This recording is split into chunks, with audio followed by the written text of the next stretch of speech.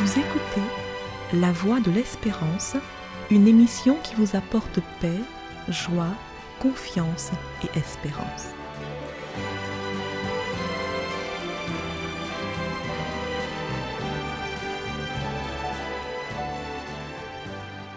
Bonjour la Guyane et bonjour à tous depuis la Guyane. Depuis 1948, le 1er mai est un jour férié et chômé en France. Cette avancée sociale est le fruit de très longues années de lutte, malheureusement entachée du sang des grévistes. La date du 1er mai était déjà un symbole au XIXe siècle. Elle correspondait au premier jour de l'année comptable des entreprises. Le 1er mai est un jour de lutte pour les travailleurs, d'abord aux États-Unis. Le 1er mai 1886, 200 000 travailleurs américains obtiennent la journée de 8 heures après de longues années de lutte. L'idée d'une journée annuelle de revendication naît aussi en Europe à la même époque. Le 1er mai se déroule en 1890 en France. Les ouvriers défilent à ce moment-là pour demander la journée de 8 heures, sachant que jusque-là, il était habituel de travailler 10 ou 12 heures par jour et cela 6 jours par semaine. À cette occasion, les grévistes portent un triangle rouge à la boutonnière. Les 3 côtés du triangle symbolisent le partage du temps entre le travail, le loisir et le sommeil. Ces luttes indiquent bien que s'il est vrai que nous devons travailler, nous ne pouvons pas être que des travailleurs. Il est à noter que le conseil divin avait précédé de loin ce constat qui vient d'être posé. La parole de Dieu valorise le travail et en même temps dénonce fermement la fainéantise, notamment dans le livre des Proverbes où nous pouvons lire ceci. Le paresseux ne rôtit pas son gibier, mais le précieux trésor d'un homme, c'est l'activité. Proverbe 12, verset 27. Nous lisons encore dans le même livre, au chapitre 10, cette fois-ci, « Ce que le vinaigre est aux dents et la fumée aux yeux, tel est le paresseux pour celui qui l'envoie. » Il est aussi à noter que les apôtres du Christ exhortaient à fuir la paresse. Notamment l'apôtre Paul s'adressant aux Thessaloniciens, il dit ceci. « Nous apprenons cependant qu'il y a parmi vous quelques-uns qui vivent dans le désordre, qui ne travaillent pas, mais qui s'occupent de futilité. Nous invitons ces gens-là et nous les exhortons par le Seigneur Jésus-Christ à manger leur propre pain en travaillant paisiblement. » La formule employée par l'apôtre « nous les exhortons par le Seigneur Jésus-Christ » indique qu'il sait que Jésus est parfaitement d'accord avec ce qu'il dit. Depuis la création de l'homme, avant même l'apparition du mal, Dieu invite l'homme à l'action et à l'entrepreneuriat. C'est le livre de la Genèse qui nous le dit.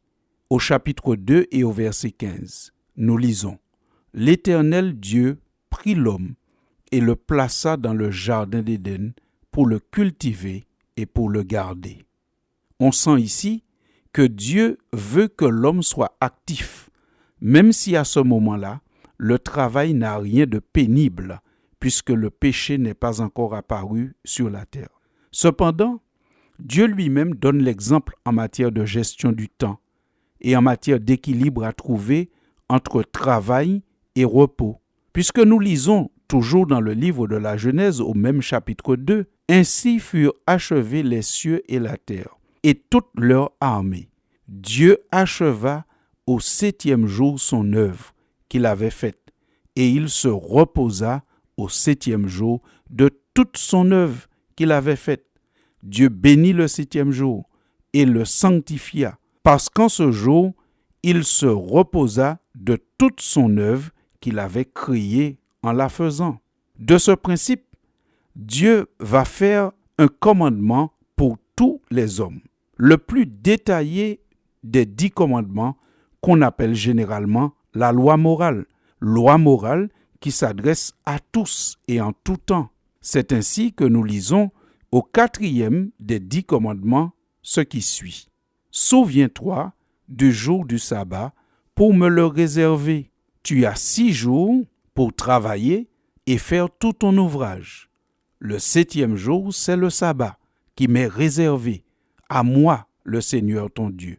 Tu ne feras aucun travail ce jour-là, ni toi, ni ton fils, ni ta fille, ni tes serviteurs ou servantes, ni ton bétail, ni l'immigré qui réside chez toi.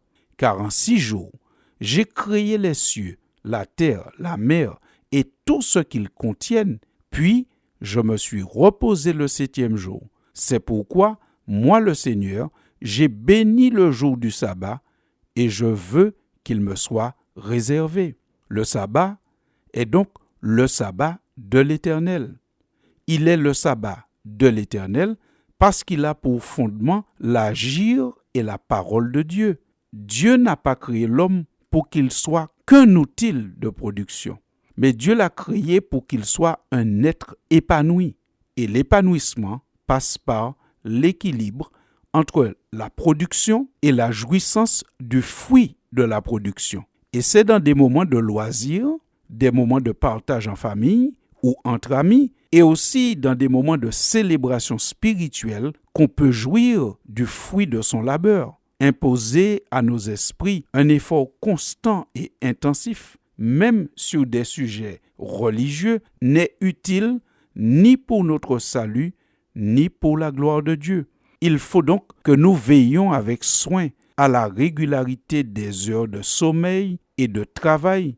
Nous devons nous réserver des instants de repos, des moments de loisirs, mais aussi des moments de méditation. Et Jésus lui-même le fait comprendre à ses disciples qui revenaient un jour d'une tournée missionnaire. Et l'apôtre Marc raconte ceci en disant que les apôtres, s'étant rassemblés auprès de Jésus, lui racontèrent tout ce qu'ils avaient fait et tout ce qu'ils avaient enseigné. Et Jésus leur dit, « Venez à l'écart, dans un lieu désert, et reposez-vous un peu, car il y avait beaucoup d'allants et de venants, et ils n'avaient même pas le temps de manger. » Évangile de Marc, chapitre 6, verset 30. Chers amis auditeurs, quelle belle parole du Christ. D'ailleurs, vous me direz, toutes les paroles du Christ sont belles, mais celle-ci, elle nous touche particulièrement à la veille de la fête du travail. Venez, leur dit Jésus, venez à l'écart dans un lieu désert et reposez-vous un peu. En cette veille de fête du travail, eh bien, que Dieu aide chacun de nous à pouvoir trouver l'équilibre dans la gestion de son temps. Et pour cela, Dieu nous a fait un merveilleux cadeau, qui est le jour du sabbat, 7e jour de la semaine, jour pour la famille, pour la vie spirituelle et pour la détente de l'homme. À bientôt, chers auditeurs. Tu m'as donné le sabbat, sabbat, jour de fête et d'allégresse. Oh, sabbat, c'est le sabbat, sabbat, jour de fête et d'allégresse. Oh, sabbat. C'était La Voix de l'Espérance, une émission préparée par l'Église adventiste du 7e jour. Si vous désirez avoir une copie de la causerie d'aujourd'hui, demandez-la. Elle vous sera donnée gracieusement. Écrivez à La Voix de l'Espérance, boîte postale 169 97 324, Cayenne, CEDEX, ou téléphonez au 0594 25 64 26. Merci chers auditeurs et à bientôt.